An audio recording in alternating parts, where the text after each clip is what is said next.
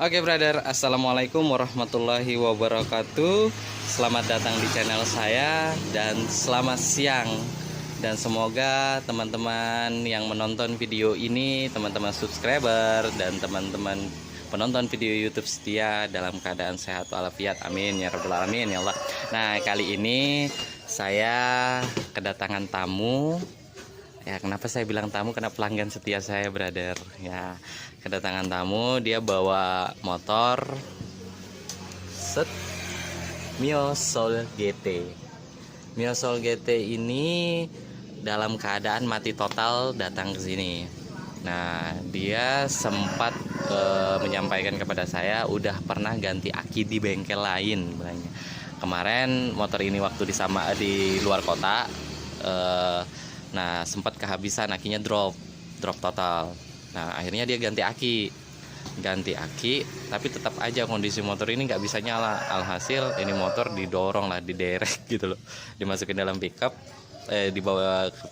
dimasukin dalam pickup, dibawa pulang ke rumah ke Muara Badang, dan baru nyampe ke bengkel saya gitu. Nah sekarang si pemilik ingin motor ini dalam kondisi normal sebagaimana caranya. Jadi kita identifikasi aja penyakitnya Mio Soul GT itu seperti apa. Untuk Mio Soul GT ini Mio Soul yang udah masuk dalam kategori sistemnya udah canggih ya bro ya, udah sistem injeksi dengan kontrol ECU sistem ya. Coba kita tes aja seperti apa sih, nggak mau nyalanya bro. Tes. Oke, kunci kontak on, set starter. Terdengar seolah oke stop, udah nggak ada. Di sini coba kita lihat ada lampu kedipan kode mil 1 2 3 4 1 2. Oke. 4 kedipan panjang, 2 kedipan cepat. Biasanya kode untuk kecepatan itu pembacaan mil untuk Mio Soul GT, Mio J itu biasanya ada error di sistem idle speed controlnya, ISC-nya, atau error di bagian sensor kecepatan, idle speednya, sensor kecepatan bawah. Biasanya sih paling banyak itu kabel speedonya putus. Terlihat kabel speedonya kagak ada bro. Nih, ini kabel speedonya kagak ada. Itu aja sih kode errornya tadi, hanya di 42. Tapi bukan berarti karena kode error itu tadi motor ini nggak nyala. Ada trouble lain yang perlu kita cek secara mendalam. Kita cek step by step seperti apa. Lanjut aja kita ke pembongkaran. Saya percepat aja bro, ntar saya jelasin apa aja trouble-nya dan seperti apa teknik pengecekan yang tepat. Jangan sampai merusak dari sistem injeksi ataupun komponen-komponen yang pendukung di motor itu untuk sistem injeksinya. Itu yang harus hati-hati kita lakukan. Oke, next.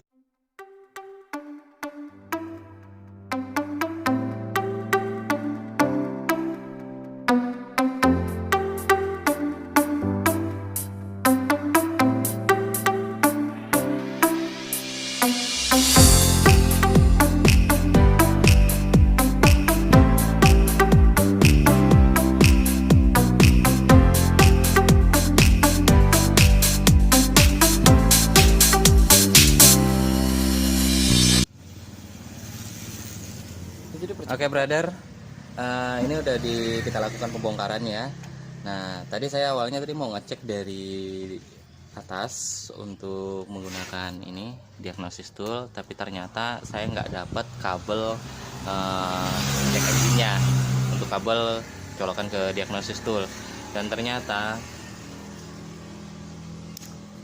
kita deketin aja, dan ternyata kabel untuk diagnosis toolnya udah dirobek sama orang. Nah, ditaruh di bagian bawah.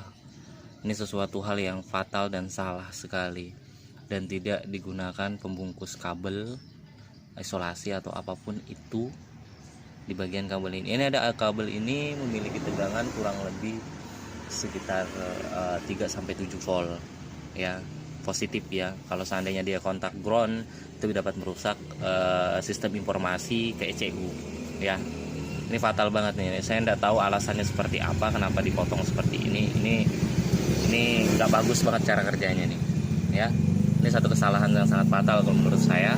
Kabel untuk diagnosis toolnya, untuk kode informasinya itu dipotong ya.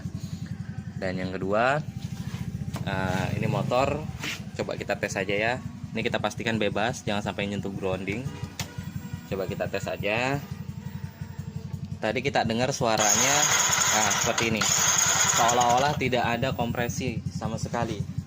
Jadi walaupun ini sistemnya injeksi, bukan berarti selalu injeksi yang bermasalah. Kita juga harus melakukan pengecekan pada sistem pengapian, terutama di bagian busi ya. Habis itu kita juga lakukan pengecekan klep juga, nanti kita lakukan pengecekan di bagian sistem suplai udaranya, filter udara, dan ini juga ada throttle body, kita lakukan pengecekan step by step aja ya. Yang pertama kita coba cek untuk sistem injeksinya, kita coba cek dulu.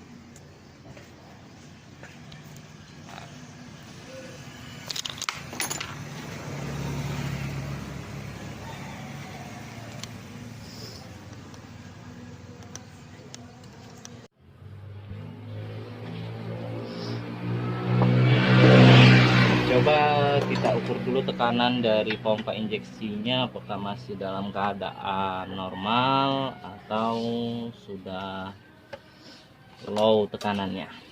Kita mulai dari pengecekan tekanan pompa injeksi. Ingat, hati-hati pada saat pembukaan soket yang berada di bawah tangki ini, karena biasanya soketnya bisa patah. Kalau salah congkel, gunakan obeng bin kecil seperti ini, pelan-pelan aja congkelnya supaya klip soketnya nggak patah. Oke, ini udah buka. Nah, oke, ini.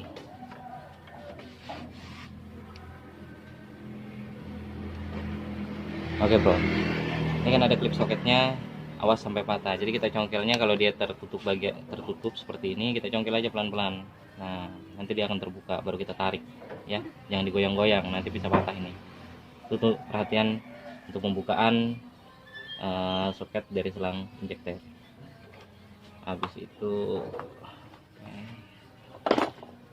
kali ini saya rakitan sendiri bro untuk tes pumpnya ya. Ini tes pressure pump, kita akan mengetahui berapa tekanan dari pompa injeksi melewati alat ini ya. Langsung aja kita pasang.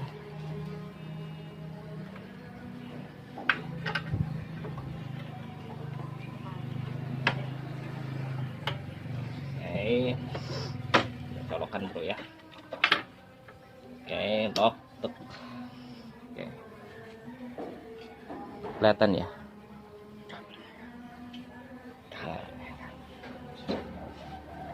Oke, sip. Habis itu baru kita kunci kontak on. Oke, itu kelihatannya bro ya, naik. Nah, turun kembali. Sekali lagi kita kunci kontak on, agak diperdekat lah, agak didekatin ya, fokus. Oke, sekali bro, terbaca hasil pengukuran itu adalah 38 sampai 39 PSI. Tandanya pompa injeksi ini masih dalam keadaan bagus, karena standarnya pompa injeksi tekanannya itu untuk Mio J, Mio Sol GT itu ialah berkisar antara 35 sampai 40 PSI. Keadaan pompa itu masih dalam keadaan bagus. Jadi pompa injeksi di sini tidak ada trouble sama sekali, suplainya bagus. Hanya saja nanti kita akan cek bagaimana keadaan dari filter pumpnya ya. Satu. Oke, kita lepas dulu. Ya, yang pertama pengetesan untuk tekanan pompa injeksi udah kita lakukan.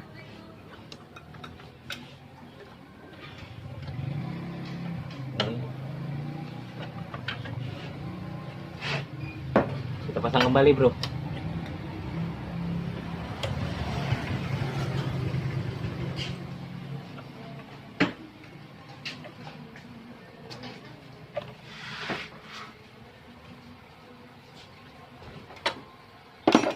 aja nih, nggak apa-apa. Oke bro, lanjut untuk step kedua, kita pengecekan di bagian injektor. Pengecekan yang saya reviewkan ke teman-teman ini pengecekannya manual aja, supaya teman-teman bisa lebih memahami dan lebih mudah untuk mengerti tanpa harus menggunakan alat yang canggih yang jutaan rupiah ya bro ya. Apakah injektor yang dalam kondisi normal atau enggak kan teman-teman ada sebagian yang bingung, tapi kalau teman-teman yang udah familiar kan udah tahu caranya seperti apa. Ini kita cabut aja injektornya. Ini tadi udah lepas, untuk baut locknya udah saya lepas. Wih, keras amat. Oke. Ini saya cabut. Terus injektornya kalau di permukaan ini masih dalam keadaan, saya zoom juga sedikit. Oke. Keadaannya masih bagus sih kelihatannya fisiknya. Ya.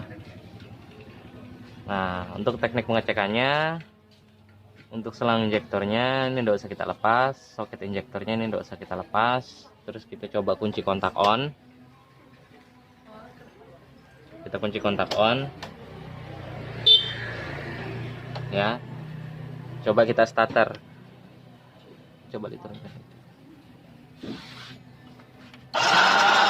Nah.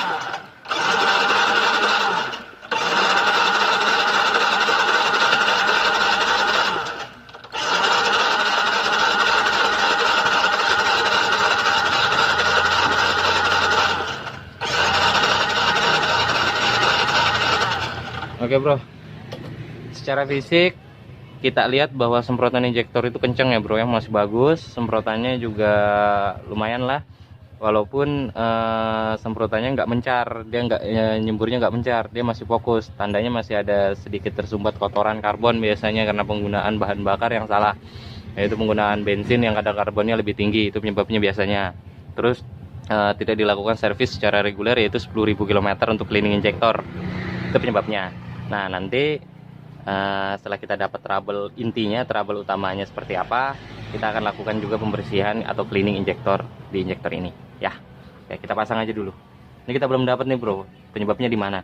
Kalau penyebab utamanya injektor ini itu nggak mungkin sampai betul-betul tidak ada tanda-tanda kehidupan, itu nggak mungkin.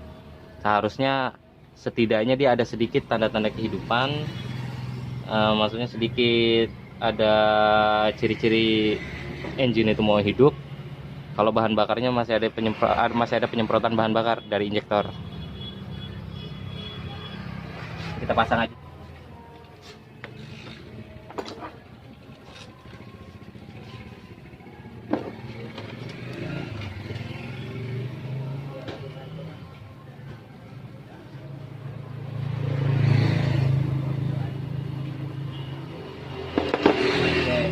Simpan dulu bro. Oke bro, untuk kali ini saya tidak reviewkan cara penggunaan diagnosis tool karena tadi rencananya saya mau pakai, cuman ngelihat kondisi dari kabel informasinya seperti ini, saya harus perbaikin dulu. Nanti next saya akan reviewkan ini, saya lakukan pengecekan manual, deteksi manual tanpa harus kita menggunakan diagnosis tool. Jadi teman-teman yang tidak memiliki diagnosis tool bisa tahu cara pengecekan motor injeksi seperti apa tanpa harus menggunakan alat yang budgetnya cukup mahal lah bro. Kalau untuk diagnosis tool berkisar antara 1,5 sampai 2 juta untuk beli alat itu tok ya. Ya kayak untuk alat pengecekan injektor tester ini juga cukup mahal, kurang lebih sekitar 400 ribuan injektor testernya, cleaningnya juga cukup mahal. Jadi kita lakukan coba yang manual dulu, jadi teman-teman bisa aplikasikan walaupun kadarnya manual tapi tetap aman di sistem injeksinya ya. Next kita coba cek di bagian pengapian. Buka le dulu businya.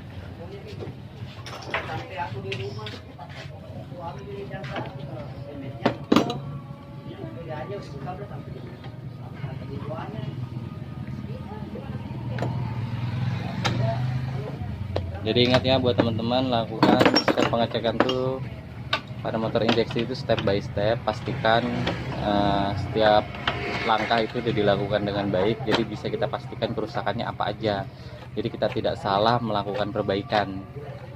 Pengecekan kan belum tentu kita melakukan perbaikan gitu loh. Jadi pengecekan yang kita lakukan itu memastikan apa yang seharusnya kita perbaiki dan apa yang seharusnya kita lakukan. Jadi tidak salah pergantian spare part. Jangan main tuduh seperti akinya dan lain sebagainya, itu jangan main tuduh seperti itu, jangan main panis gitu. Kita harus lakukan pengecekan, kita pastikan dulu setiap komponen itu bekerja dengan baik atau tidak gitu. Oke, kita agak bergerak sedikit. Ini biasanya penyebabnya kotoran debu lolos ke ruang bakar, karena biasanya filter udara tidak dicek secara berkala, tidak diganti, tidak dicek secara berkala. Jadi ada kerak-kerak yang nempel sedikit, tapi nggak terlalu banyak kok bro. Nah, untuk elektroda businya masih dalam keadaan bagus ya. Di sini di bagian ini masih utuh ya, berarti busi ini dalam keadaan normal masih. Coba kita cek untuk petikan bunga api businya aja.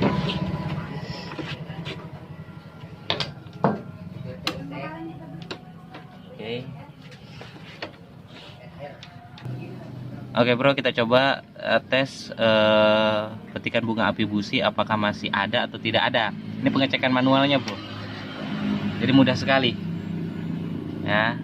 Kita tempelkan bagian dari badan busi ini ke bagian groundingnya, ke mesin ya. Nanti kita perhatikan ini fokus ke sini, nanti terlihat petikan bunga apinya ada atau tidak ada. Oke, masih ada ya bro ya, tapi walaupun kondisinya masih agak mencar, di businya agak mencar petikan bunga apinya, tapi no problem. Dengan petikan seperti itu mesin seharusnya dalam keadaan nyala dan tidak bisa mati total. Oke, kita next ke pengecekan selanjutnya. Yang keempat itu bagian klep. Oke bro, lanjut kita ke pengecekan klep. Apakah klepnya, kerenggangan klep masih dalam keadaan normal atau tidak. Biasanya kalau klep keganjal, ada di video saya sebelumnya, apa sih itu klep keganjal gitu, keganjal kotoran di bibir klep, itu menyebabkan motor juga susah nyala.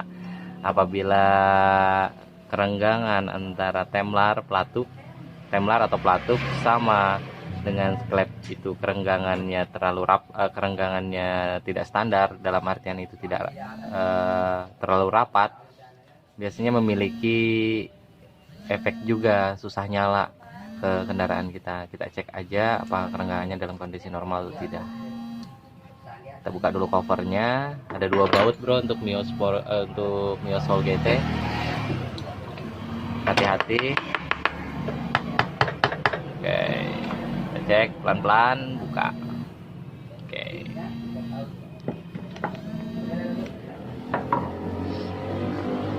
Oke. Jadi gini. Untuk memastikan tanda top, kan kalau kita ngecek klep itu harus di posisi top itu di posisi klep in sama X itu betul-betul tidak ada yang tertekan oleh ini, tidak ada yang tertekan oleh temlar ya. Kalau dia seandainya ada yang tertekan oleh temlar, berarti posisinya belum top ya. Coba aja kita tinggal tekan engkolnya aja sedikit. Nah, baru kita perhatikan tanda yang berada di sini. Di sini ada tanda garis, di bagian gigi sentriknya ini ada tanda garis pas lurus ke bagian tengah sini. Nah, itu menandakan bahwa posisi piston berada di titik mati atas atau TMA ya. Oke.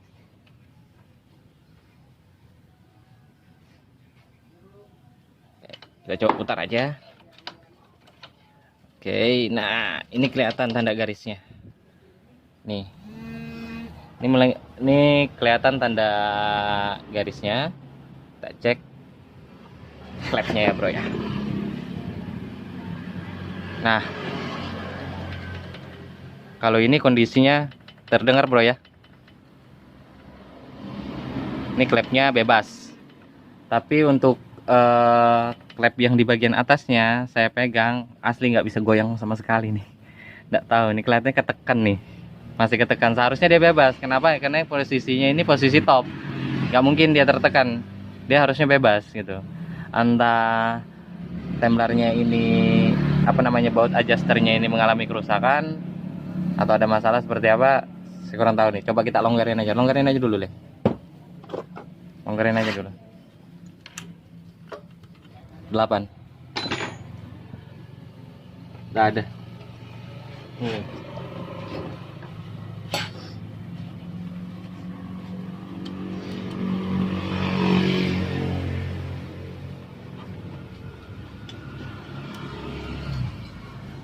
Oke, coba ambilkan ini ya, coba dilonggarin dikit.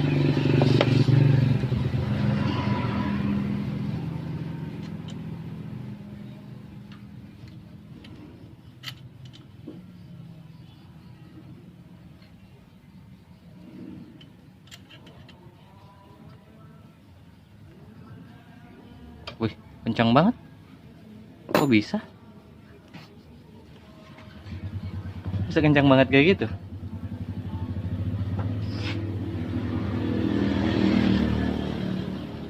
Ini saya motor nggak tahu ya bro ya, biasanya kalau dari pabrikan kejadian ini nggak pernah saya dapatkan gitu loh. Kejadian klep, kondisi klep yang terlalu rapat, adjusternya itu terlalu rapat. Jadi celahnya itu kan standarnya 0,005, yaitu 1 mili dibagi 20, itu celahnya. Sebenarnya kerenggangannya klep ini. Cuman ini terapat banget gitu loh. Entah ini motor pernah turun mesin sebelumnya, si yang merakit, mekanik yang merakit motor ini kurang terlalu kencang sehingga dia mutar sendiri, bisa jadi penyebab, salah satu penyebabnya juga. Tapi kalau klep keganjal penyebabnya itu nggak mungkin ya. Kalau klepnya keganjal itu malah dia renggang banget, malah jadi tambah renggang dia, bukan malahnya rapat seperti ini. Ini udah kita longgarin ya. Nah, kita coba setel aja dulu deh. Setel menggunakan pakai perasaan aja dulu. Kita coba pakai perasaan ya bro ya. Kalau sudah terbiasa untuk nyetel klep, kita nggak usah pakai puller grip 0,05, cukup dengan perasaan bisa kita lakukan. Nah, nanti kalau sudah kita dapatkan hasilnya, baru kita coba untuk penyetelan standarnya. Coba kencangin aja. Oke.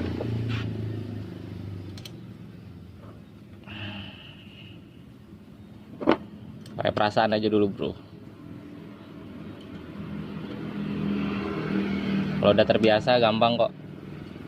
Ini kalau untuk celah klep itu ya nggak perlu harus juga presisi 0,05 banget, nggak. Intinya dia nggak rapet banget sama klep, dan juga tidak terlalu renggang. Kalau renggang berisik nanti efeknya.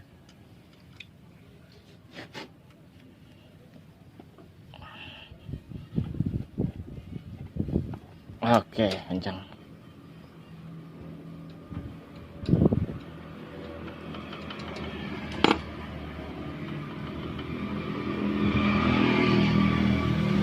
Oke, sip. Coba pasang ulang.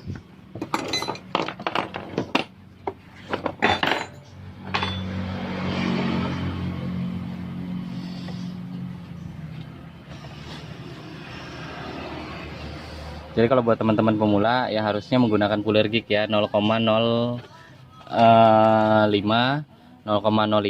harusnya dia menggunakan puller gig supaya tidak salah untuk penyetelannya. Tapi kalau udah teman-teman yang udah terbiasa, bisa menggunakan perasaan. Intinya dia agak celahnya itu longgar, tapi nggak longgar banget.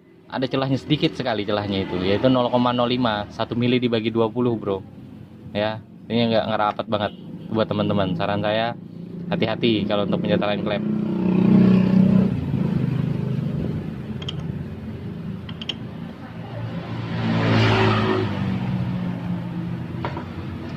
Oke.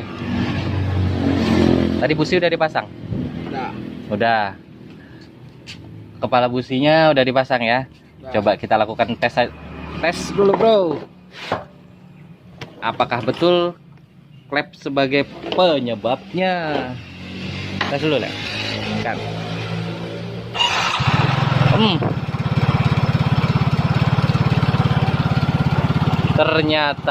Ternyata si klepnya yang terlalu rapat, alhasil ini motor kagak nyala. Identifikasinya panjang lebar bro, dari pompa injeksi, injektor, busi, pengapian, sampai dengan klep pada akhirnya. Kalau filter udara tadi saya tidak bongkar ya, kenapa? Karena suplai udaranya saya rasa nggak akan berpengaruh sampai membuat motor itu susah nyala ya. Itu nggak akan berpengaruh sampai segitu-gitu banget gitu loh. Jadi filter udara belakangan saya bongkar. Identifikasi filter udara bisa kita lakukan nanti apabila motor ini akselerasinya kurang cepat atau agak ngada atau berebet, itu bisa kita lihat kotoran di filter udara. Tapi kalau motor yang mati total biasanya nggak trouble dia di filter udara. Ternyata trouble-nya berada di sini bro. Ini bayang keroknya, klepnya terlalu rapat setelannya. Kalau menurut dugaan saya ini motor pernah dilakukan perbaikan mesin, yaitu turun mesin, biasanya habis kehabisan oli, coulter, overhead, pasang ulang, yang ngerakit kurang fokus, alhasil klepnya kerapatan ya. Biayanya cukup murah bro. Kalau pengecekan seperti ini, injeksi, kalau servis injeksi kan mahal, biayanya cukup murah kok, cukup 25.000 selesai trouble-nya ini ya. Analisanya jutaan, tapi biaya 25.000 motor injeksi kembali hidup ya. Oke bro, mungkin itu saja dari saya nggak akan ngasih perlihatkan ke teman-teman pembersihannya seperti apa. Next saya perlihatkan, saya cuman berikan tips kepada teman-teman, tutorial dan cara pengecekan motor injeksi step by step. Apa saja sih kita cek di motor injeksi apabila dia tidak mau nyala itu loh. Jadi kita tidak usah langsung vonis bahwa itu pompa injeksi, itu injektor, belum tentu bro. Ada terkadang hal-hal yang kita anggap sepele, malah itu yang menjadi faktor motor ini nggak bisa nyala. Semisal busi kotor berkerak, bisa membuat ini nggak nyala. Pengapiannya nggak maksimal, nggak ada pengapiannya terlalu kecil, jadi pembakaran yang di dalam itu tidak dapat dilakukan gitu loh. Pembakarannya nggak sempurna, makanya motornya susah nyala. Klepnya kerapatan, kompresi loss. Kenapa kompresinya loss? Pada saat seharusnya klep in sama X itu bebas, posisinya bebas, tidak tertekan, dan pada saat itu terjadi kompresi, dia tidak terjadi kompresi. Kenapa? Karena ada kebocoran kompresi melewati klep in yang masih tertekan dengan temlar gitu. Jadi ada kebocoran kompresi, tidak akan mau nyala. Mau kayak mana pun tidak akan mau nyala. Mau diganti pompa injeksi dari Jepang sekalipun nggak akan nyala kalau klep itu masih dalam kondisi rapat dan tidak di setel perenggangannya ya. Itu aja dari saya, kurang lebihnya saya mohon maaf. Mudah-mudahan ini bisa bermanfaat buat teman-teman sebagai bahan pembelajaran buat kita semua, bagaimana cara pengecekan motor injeksi dengan baik dan benar. Assalamualaikum warahmatullahi wabarakatuh.